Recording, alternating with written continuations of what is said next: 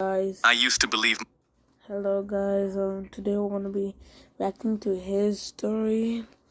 Let's see the shorts. He has so much shorts, guys. I like him. This YouTuber is very famous. He's a new YouTuber in 2026, man. He's very good. Let's go on for this one. Me and my friends played real life Among Us, and things got crazy. We were all planning our friend's birthday when our idiot friend, Smooth Brain Bradley, started tweaking out. I don't think this is a good idea. What if someone takes it too far? We comforted him. Don't. Yeah, he's telling the truth. Why is he taking it too far? You're gonna take it too far, like Smooth Brain Bradley is telling the truth, chat. Worry. If it's too much, we'll stop the game. I'm not worried about you. When the day came. Wait, that friend is doing favoritism to him.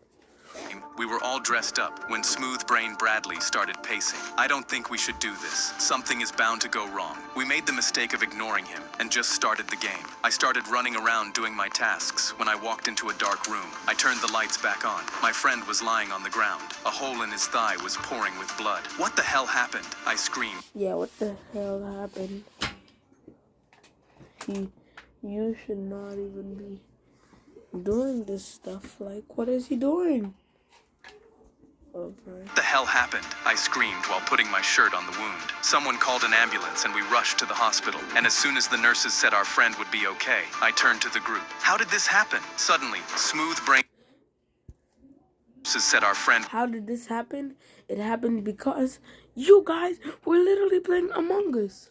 Would be okay. I turned to the group. How did this happen? Suddenly, Smooth Brain Bradley jumped out of his seat. Hey, I told you guys this wasn't a good idea. What did you think would happen? We all gasped in unison. Were you the imposter? He nodded while staring at the floor. Did you think we wanted the imposter to use a knife? He nodded again. Our injured friend laughed. Don't worry, I won't press charges. You may be a little slow, but you're a good dude.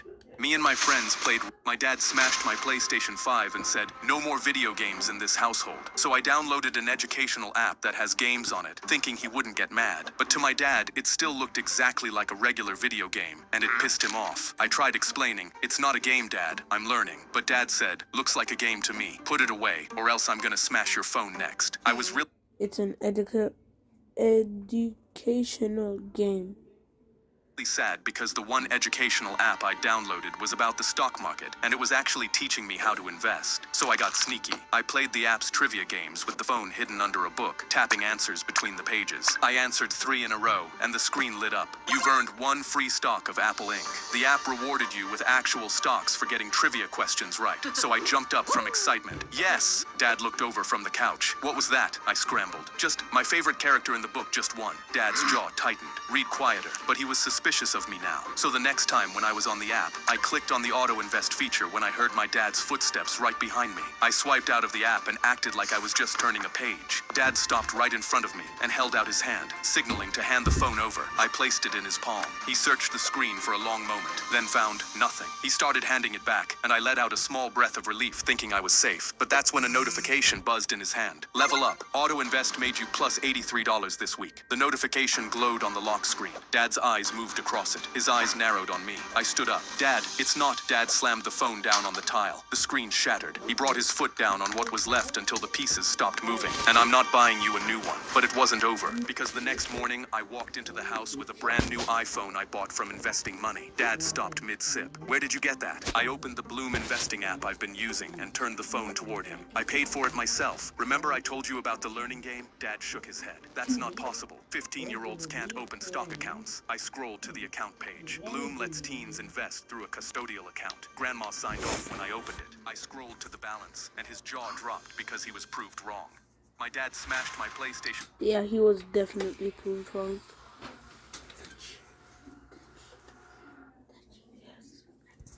5 and said, no more vid. When the light turned green, I went to press the gas, but my foot wouldn't move. Daddy, go, Mia said from the back seat, kicking my seat. Wait, what is wrong with his foot?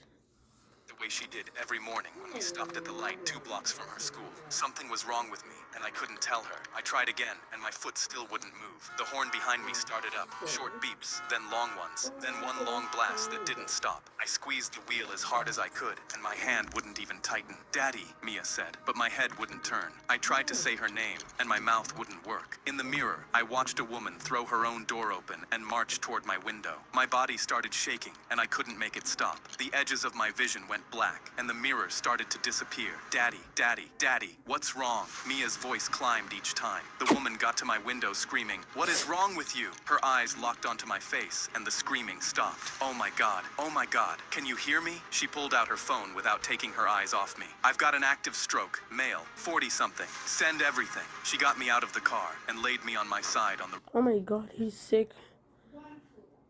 road. She kept her hand on my shoulder until the sirens came. I'd had a stroke at a green light, and she was a nurse on her way to work. She rode in the ambulance holding Mia's hand the whole way. I survived with some weakness on my right side. The doctors said another few minutes and I wouldn't have made it home. Mia still sends her a card every Christmas that just says, "Thank you for being mad at us." When the light turned green, I went to press the gas, but my foot wouldn't move. "Daddy, go!" Our roof started leaking after a massive flood, and my mom spent her entire paycheck to fix it. But when the contractor showed up, he took the money, then left to get his tools, and never came back. We waited 4 weeks, and our roof was still leaking, and he'd blocked Mom's number. I urged her to report the fraud, but she could barely speak English and didn't know how. I was furious, but when I realized he had an actual office, I got an idea. I drove over and applied for a job, and since he didn't recognize me,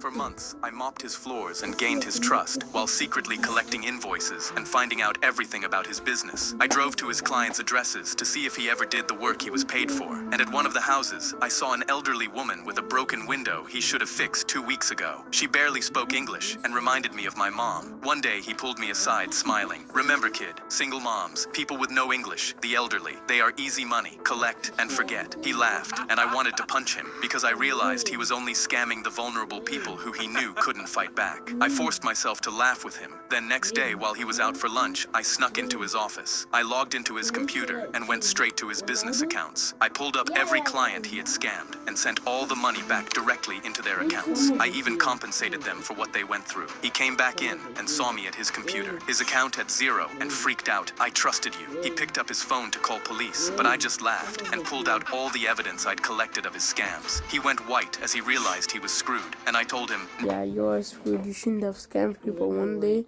you get caught. "Now, you're either going to shut down your business, or I'm the one calling the police." He immediately put down the phone and agreed. I immediately forced him to drive back to our house and fix my mom's roof. I did that for every person he had scammed, and after he'd fixed everything for free, I reported him for fraud anyway.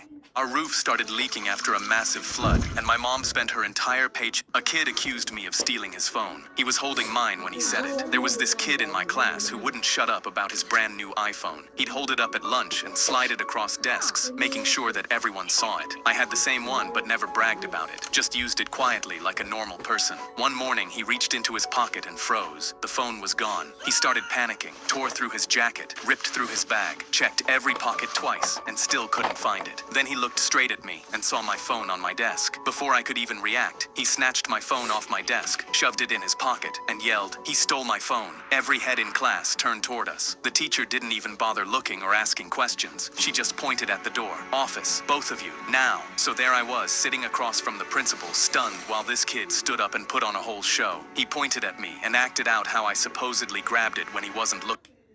Wait, but they have the same phone. Of course you'll get confused.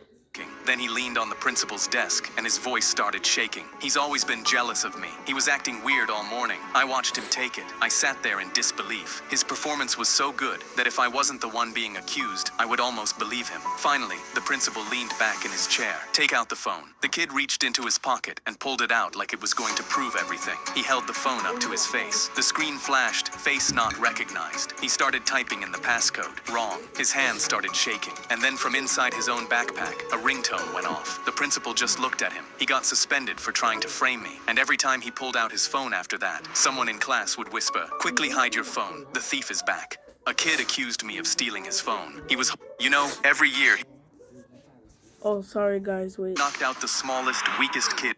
I knocked out the smallest, weakest kid in school. While I was bench pressing, he cracked my ribs with a 5-pound dumbbell and smiled. That was Chester. Chester is so mean. Whoa, whoa, whoa. He was 4'11", 85 pounds, and was the worst bully I ever met. His two brothers were 6'6", 300 pounds of pure muscle. Nobody touched Chester because they were terrified of his big brothers. I told the teacher, but he never believed that Chester had the strength to actually hurt anyone. I walked around with 2 cracked ribs for 3 months and couldn't laugh without wincing. A week later, my history teacher stepped out. Chester whispered into my ear, "Have you ever felt a tiger's claw?" Then he stabbed a pencil an inch deep into my back. Oh my God. What is wrong with Chester? Chester's a problem, man. You should ban him from his school. I bled out onto the floor and everyone gasped. I needed 7 stitches. My teacher asked the class if anyone saw it. Every single student looked away. Chester smiled again. He was loving this power. PE baseball. Chester slammed a metal bat across my knee. I limped. He's the weakest bully in school, just bullying people. He has a big problem. For a month. I still feel it when it rains. I didn't tell my mom. I didn't tell anyone. I knew I had to handle this myself. So I started kickboxing. 5 days a week for 6 months straight. I sparred with semi-pros. Got beaten up badly at first. Then slowly started landing shots and earned their respect. I stored every one of Chester's hits in the back of my mind. I had a college scholarship and couldn't afford to risk losing it. So I waited for the last day of school. I walked up to him and said, "Hey Chester, have you ever felt a tiger's claw?" He looked confused. Before he could say a word, I threw everything. Punches, kicks, elbows, and laid him out on the concrete, unconscious, bleeding out of his smug face. A crowd gathered and went completely silent. Then his 2 brothers pushed through the crowd and got in my face. "Try that shit on us. Go ahead, try it." I looked up at both of them and said, "You might kill me, but I'll take one of you with me to the grave. I swear it." They went quiet, glanced at each other, then walked away. For as big as they were, they had never actually been tested. Chester had 17 broken bones and ate through a straw for 4 months. No charges were pressed because even his own parents knew he had it coming. When I think about that day, I still get the warm and fuzzies. I knocked out the Guys, my school band. Guys, we have to end the video, guys. Thank you for watching with me. We reacted, and on the count of 2, I'll say peace. 3, 2, 1, peace.